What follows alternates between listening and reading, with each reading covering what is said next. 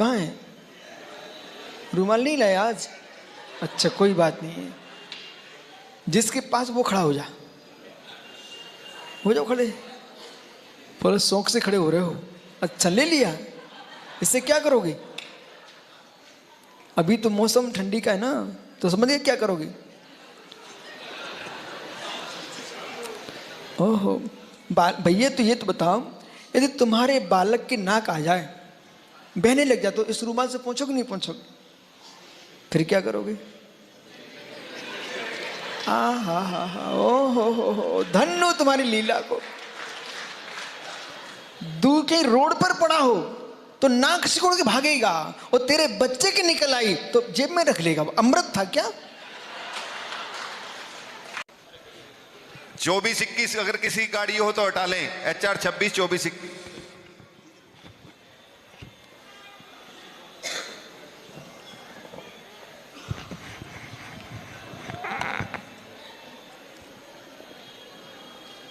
प्रबंधो अंतिम तीर्थ उर्दमाइन स्वामी के शासन में हम शही विराजते हैं। तीर्थंकर जिनेन्द्र की पीयूष देशना जिनेन्द्र भाड़ी मनुष्यों जगत कल्याणी है। ये सर्वज्ञ शासन नमोस्तु शासन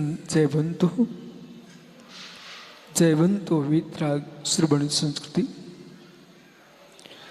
भगवत अर्हत परमेश्वर तीर्थंकर दिनेश्वर देव ने यीशु सुंदरा को वस्तु के वस्तुत्व का सत्याद्भुत प्रदान किया है। संपूर्ण जगत जहाँ क्लेश को प्राप्त है, आज यह गुरुग्राम अपने आप में तीर्थभूत हो चुका है। लोगों की उमंग उत्साह और नगर की गलियां इस बात को कह रही थी कि स्वामी सामान्य मुनि आचार्यों के आने पर इतनी उमंग है, जब तीर्थंकर वर्धमान का विहार होता उसमें क्या आनंद की लहर होती होगी। निर्गंतों का विहार अरहंतों की याद के लिए है। निर्गंतों का विहार अरहंत की याद के लिए है, और निर्गंतों का विहार समाज के वैभव के लिए है। आचार्य समंतबुद्ध स्वामी ने लिखा, परमात्मा का विहार राष्ट्र और समाज के वैभव के लिए होता है। जहां श्रमणों का विहार है, वही यानी आत्म शांति है। वो आत्म शांति का उपाय कोई है? दृष्टि। जीव बनता है तो दृष्टि से, बिगड़ता है तो दृष्टि से।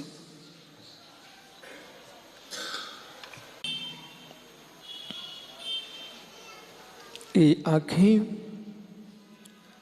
अरहंत के चरणों में चले जाएं तो तुम परमात्मा बन जाओ। ये आंखें पर पुरुष पर नारी पर चली जाएं तो मेरे मित्र चारित्र भ्रष्ट हो जाए।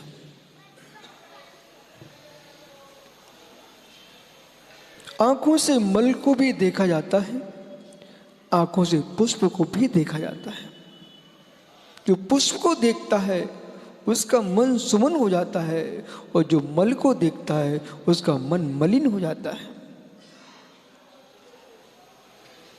इसलिए आंखों से कहो, तुम उसे ही देखो जिसे देख करके मन सुमन हो, उसे मत देखो जिसको देख करके मन मलिन हो। एक बार मल को देखने से जितना चित्त मलिन नहीं होता है, जितना मित्र पर की आंखों से आंखों को देखने से चित्त मलिन होता है। कष्ट कहीं भी नहीं है प्रधान जी, कष्ट कहीं नहीं, पीड़ा कहीं नहीं। आंखों को देखने का तरीका बदल गया, इसलिए पीड़ा है। और जिन्होंने आंखों को देखने का तरीका बदल दिया वे संत हैं, जिनकी आंखें प्राप्त होंगे वे अरिहंत हैं।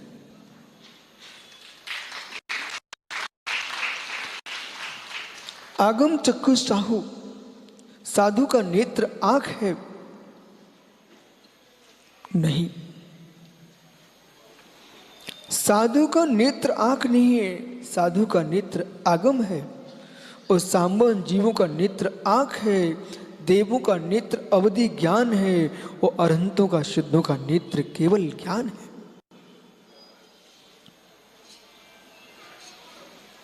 जो जीव आंखों को संभाल लेता है वो आगम को देखने लगता है, जो आगम को देखने लगता है वो कैवल्य को प्राप्त होता है, वो अरिहंत सिद्ध हो जाता है।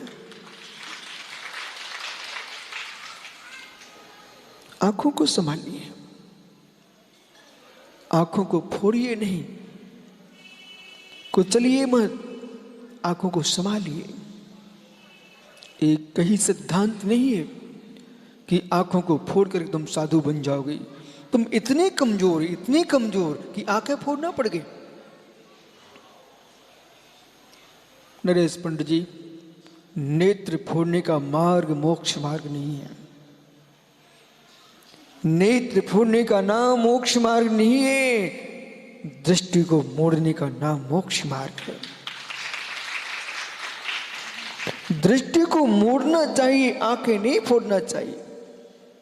यदि आंखों के फोड़ने से साधु बनते होते तो ब्रह्मांड में, लोक में जितने भी अंधे होंगे सभी साधु हो जाएंगे। जबकि अंधों की भी संतानें देखी जाती हैं, अंधों की भी संतानें हैं। इतिहास साक्षी है, लोक में देखा जा रहा है। इसलिए अंधे होना मोक्ष मार्ग नहीं है। दो खुली आंखों से, आंखों को निहारने पर भी अपनी आंख संयम की नहीं फोड़ना, इसका नाम मोक्ष मार्ग है। वो मोक्ष मार्ग जब प्रारंभ होता है तब तटस्थ हो जाता है, ध्यानस्थ हो जाता है। यूं कहना चाहिए, तत्व निर्णय होते ही, तत्व प्रीति होते ही जगत में कोई ध्यान केंद्र में जाने की आवश्यकता नहीं पड़ती है। तुम्हारा ध्यान केंद्रित हो जाता है, वह भूमि ही तुम्हारा ध्यान केंद्र हो जाती है। लोगों ने सोच लिया है, अनेक अनेक ध्यान केंद्र बना के रखे हुए हैं और ऐसे लोग दौड़ रहे हैं। विषय समझना चाहिए है, नाचना गाना, हंसना मुस्कुराना, यही ध्यान हो गया तो आत्मलीनता का नाम क्या होगा?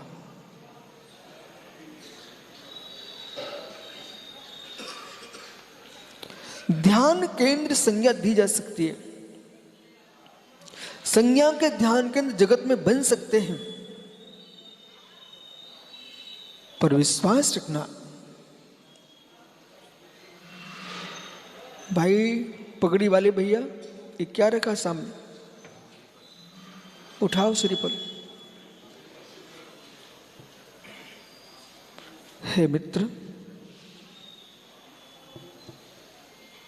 नरेश पंडित जी कागज है क्या? लिखो श्रीफल।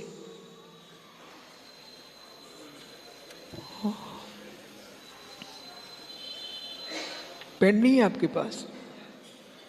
ओहो हो मित्र, ध्यान केंद्र ये संज्ञा, ध्यान जो होता है उसमें संज्ञा ही नहीं है। ध्यान केंद्र लिख लिया श्रीफल, खड़े हो जाओ। ओहो, देखो पंडित नरेश जी ये प्रतिष्ठाचार हैं, हस्तिनापुर से पधारे हैं। माता ज्ञानमती का बहुत इनके ऊपर आशीर्वाद है। मित्र क्या लिखा? स्वाद लीजिए, स्वाद लीजिए।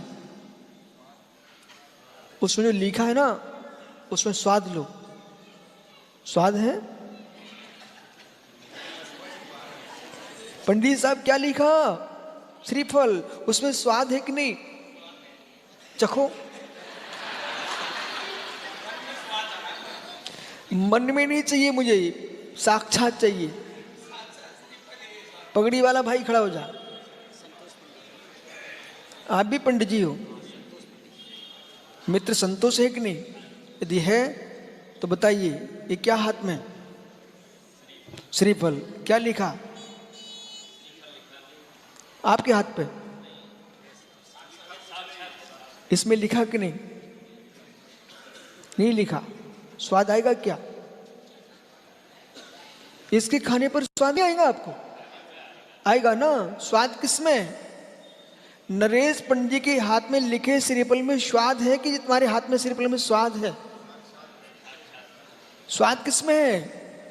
आपके हाथ में है, इसमें स्वाद है। मित्र, इसमें लिखा नहीं है श्रीफल।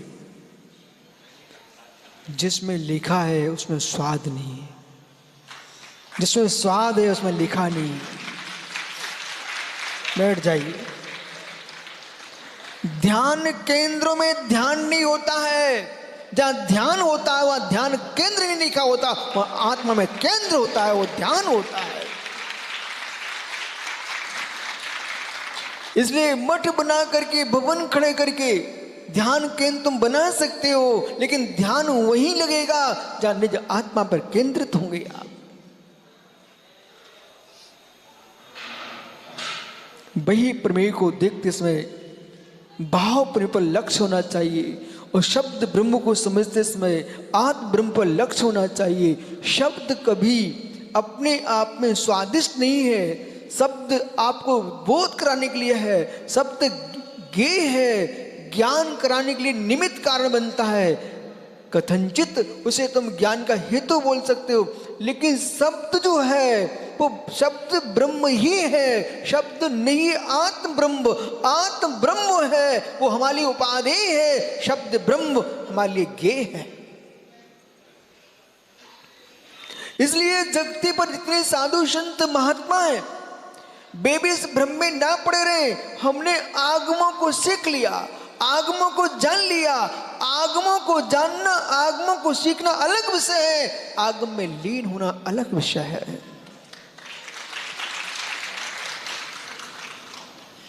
जिस दिन आगम में लीन हो जाएंगे, अनुमान सागर जी अनुमान प्रमाण से बोध होता है। अनुमान सागर जी अनुमान प्रमाण से बोध होता है कि अभी प्रद्युम्न जी अपने बालक को लेकर मेरे पास खड़े थे। बोले गुरुजी ये बालक है। तो मैंने अनुमान प्रमाण लगा लिया, ये ब्रह्मचारी आदमी नहीं है।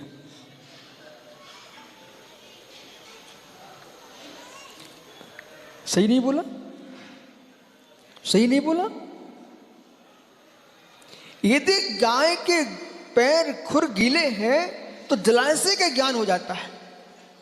गाय के खुर गीले हैं तो जलाशय का ज्ञान हो जाता है। और मंदिर की डिब्बी हाथ में लिए हो तो भक्त का बोध हो जाता है। हे मित्र, पीछे कमंडल लिए मैं दिगंबरत्व का बोध हो जाता है। ऐसे ही जिसके भीतर आत्म तत्व की लीनता है वो ध्याता का बोध हो जाता है। जब तक तुम्हारे अंतस में क्रोध, मान, माया, लोभ और तीव्र परिग्रह का अभाव नहीं होगा, तब तक तुम सच्चे ध्याता नहीं हो सकते हो। महात्मा बोला,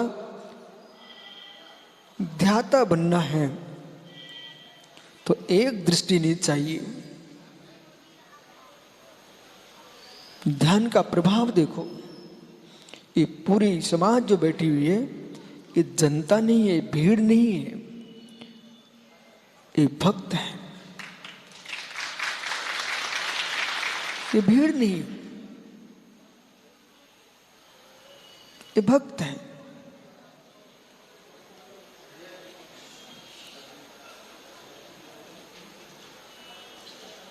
ये भीड़ नहीं है, भक्त है। ये किसके बल पर आए हैं? मेरे बल पर नहीं आए, मेरे बल पर नहीं आए आप। तुम ध्येय के बल पर आए हो। विषय समझना, और जिस श्रद्धा से आप आए हो, मेरा मन करता है उस श्रद्धा से तुम्हें उपदेश मिलना चाहिए। और 1 घंटे में भी मित्र इतना मिल जाना चाहिए कि जन्म मरण का क्षय हो जाना चाहिए। मेरे लिए आप नहीं आए। प्रधान जी, बुरा तो नहीं लगेगा? अच्छा, मित्र शादी हो गई क्या? देखो भैया, स्थानक मंत्री जी, एक भाई की शादी हो गई है। अब मैं इससे प्रश्न करता हूं, और वो जो उत्तर देगा ना, तुम सबका उत्तर होगा। आप टेंशन नहीं लेना। मित्र, शादी होगी क्या? भाई, इतने दिगंबर निर्गंत मुनियों के सामने आप खड़े हो, झूठ तो बोलोगे नहीं। प्रधान जी, सत्य बताना, इस शादी आपने अपनी सासू की बेटे के लिए की है कि अपने पिता के पुत्र के लिए की है?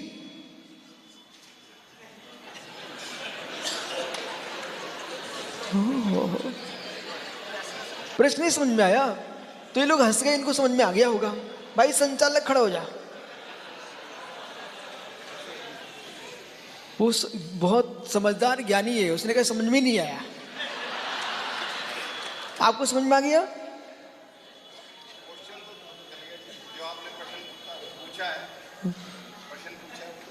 चल गया। मंत्री जी, इनको समझाओ जरा।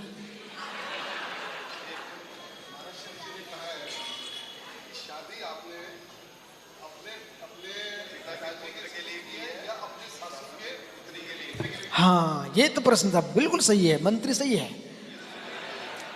तो भाई, आप तीनों से ये प्रश्न है कि आप लोगों ने जो शादी की है अपनी सासू की बेटे के लिए की है कि अपने पिता के पुत्र के लिए की है? हैं? किसी के लिए नहीं की? बहुत बढ़िया, बैठ जाओ सब। अब सुनिए ध्यान से, ये तीनों ज्ञानी जी क्या बोले, बराबर बोल रहा भाई। बैठो। ये नहीं कह सकते हो कि सासू की बेटी के लिए की है। मित्र, एक कोई माँ अपरिचित हो, वो आपसे यूं कहे कि मेरा थैला है, मेरा थैला है, जरा 2 किलोमीटर ले चलो मेरे साथ। ऐसा चेहरा देख के भाग जाओगे? बोले पागल, मैं तेरा चेहरा थैला लेके चलूं? पर मित्र, हमने एक आदमी को उसके लहंगे चुंदरी जिसमें रखे हुए हैं उस पेटी को सिर पर रखे देखा है। वो फिर भी भाई ये ताली बजा रहे हैं। और मालूम, वो पत्नी पीछे डांटती भी है, वो कहाँ चले जा रहे हो, थोड़ा रुको, धीमे धीमे चलो। ओहो, साथ में बच्चा और पकड़ा दिया है, तब भी चला जा रहा है। ओ, तब भी चला जा रहा है। ओ ज्ञानी, अब सत्य बताओ, ये तुम सब किसके लिए कर रहे हो? इतना ही नहीं भाई, सुन, तू बड़े अच्छे से बैठा है, रूमाल कहाँ तेरा? रूमाल कहाँ है? हाँ, कहाँ है? रूमाल नहीं लाया आज? अच्छा, कोई बात नहीं है। जिसके पास वो खड़ा हो जा, हो जाओ खड़े। पर शौक से खड़े हो रहे हो। अच्छा, ले लिया, इससे क्या करोगे? अभी तो मौसम ठंडी का है ना, तो समझिए क्या करोगे। ओहो भैया, तो ये तो बताओ, यदि तुम्हारे बालक की नाक आ जाए, बहने लग जाए, तो इस रूमाल से पहुंचोगे नहीं पहुंचोगे? फिर क्या करोगे? हा, ओ हो, धन्य तुम्हारी लीला को। दूर के रोड पर पड़ा हो तो नाक सिकोड़ के भागेगा, और तेरे बच्चे की निकल आई तो जेब में रख लेगा। अमृत था क्या?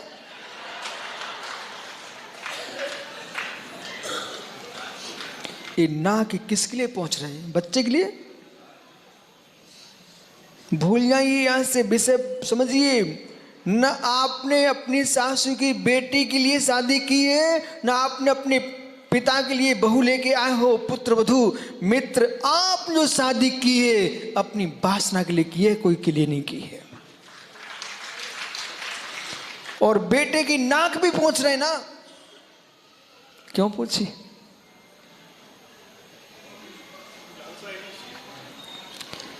मित्र, भीतर राग न होता तो किसी की नाक ना पहुंचना पड़ती।